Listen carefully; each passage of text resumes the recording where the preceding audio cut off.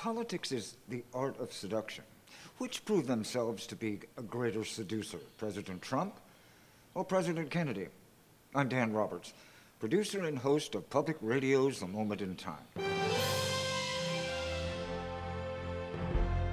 Both of these men came from enormous wealth and had to overcome negative public opinion to become politically successful. Trump made his mark through the emerging social media platforms, specifically short bursts on Twitter.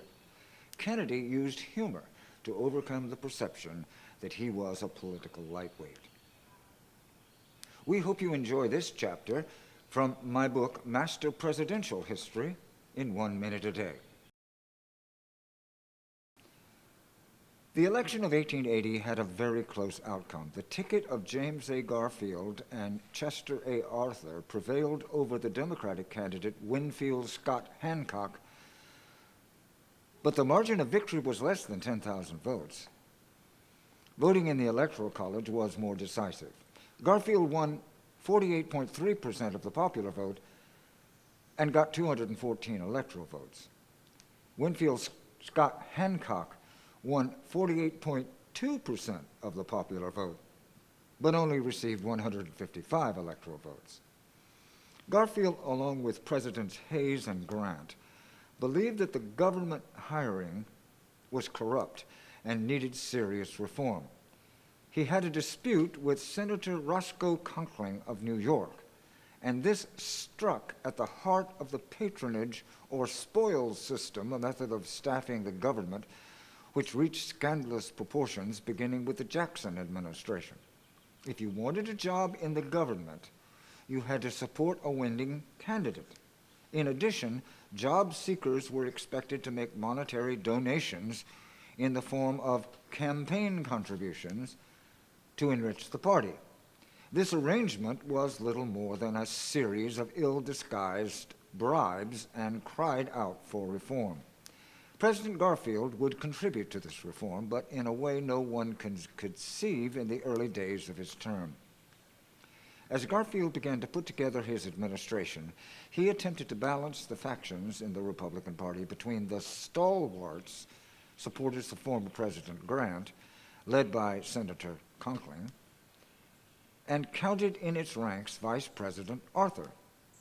They were opposed by the half-breeds, moderate Republicans. President Garfield was allied with the latter. The principal issue between the two groups was the issue of patronage. Garfield was determined to appoint his own slate of cabinet members and sub-cabinet federal appointments, and defied Conkling, who wanted to influence those choices. When, in a fit of spite, Conkling resigned in protest, the New York legislature refused to reappoint him. Garfield had emerged triumphant. There were also serious problems with corruption in the U.S. Post Office. So-called rings of profiteers would gain contracts to carry the mail by underbidding the competition through inside dealing and then jack up the actual charges to carry the mail. Garfield began the process of rooting out this sleaze. He was also concerned that African Americans of the South were being edged out of their civil rights by a corrupt white majority determined to reclaim as much as possible the social arrangements of the pre-Civil War era.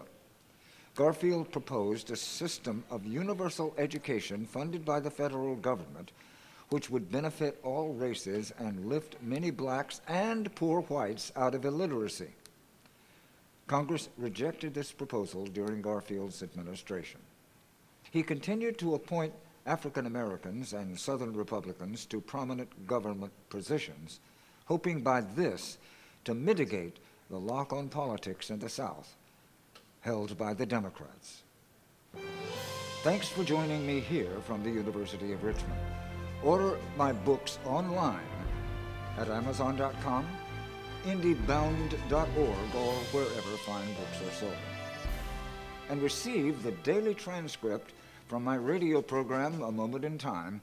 Subscribe online at amomentintime.com.